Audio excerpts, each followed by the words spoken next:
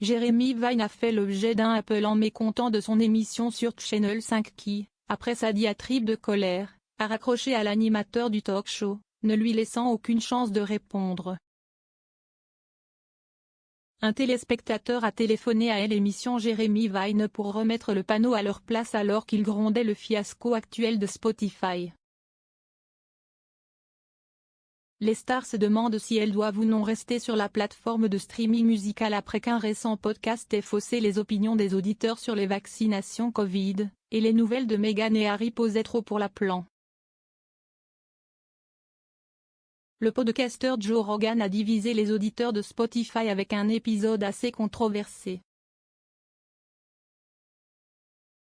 La plateforme de streaming musical fait l'objet de critiques pour avoir hébergé le podcast The Joe Rogan Experience, qui présentait des interviews décourageant les jeunes de se faire vacciner et de fausses déclarations sur le jab. Jeremy, animateur de 56 ans, a ouvert le débat à ses téléspectateurs mais ne s'attendait pas à recevoir un appel aussi furieux. James du Pays de Galles a commencé calmement en disant « Je télécharge son podcast, Joe Rogan, à chaque fois qu'il sort. Je fais partie des 11 millions de personnes qui le regardent à chaque fois que ses podcasts sortent.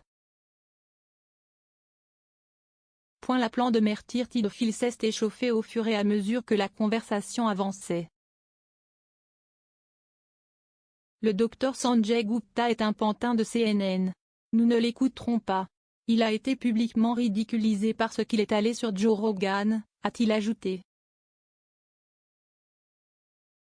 Jeremy a demandé, James, donc tu es quelqu'un qui pense que le vaccin est une mauvaise chose, n'est-ce pas?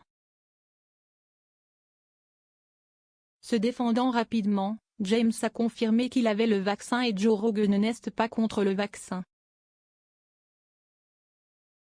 Défendant le podcast douteux, il a fait référence aux commentaires de Joe disant que les jeunes n'ont pas besoin de le prendre s'ils prennent soin d'eux-mêmes. Avec la diffusion de la nouvelle du podcast sur le sujet brûlant, les musiciens Neil Young et Johnny Mitchell ont retiré leur musique du géant du streaming. Meghan Markle et le prince Harry ont signé un contrat de 25 millions de dollars, environ 18 millions de livres sterling, avec Spotify. Pourtant, ils ont récemment publié une déclaration appelant la plateforme à héberger de la désinformation après que des commentaires aient été faits sur le podcast de Joe.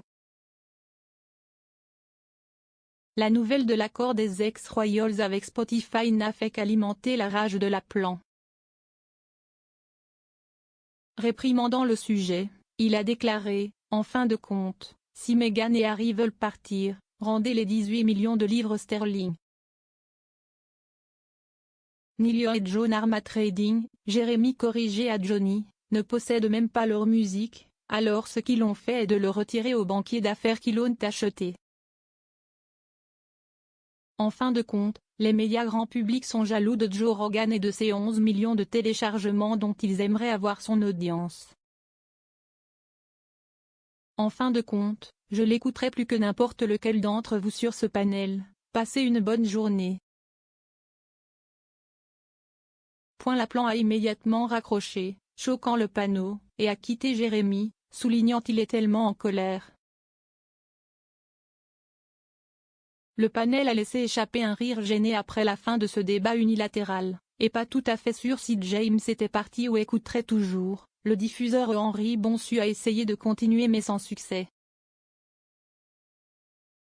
Fan de l'émission @Paul Kelly a tweeté ses réflexions sur ce qui vient de se passer. #Jeremy Vine. Quiconque croit que les jeunes ne sont pas affectés par Covid et ne le transmet pas aux personnes plus vulnérables plus que tout autre groupe d'âge a immédiatement tort.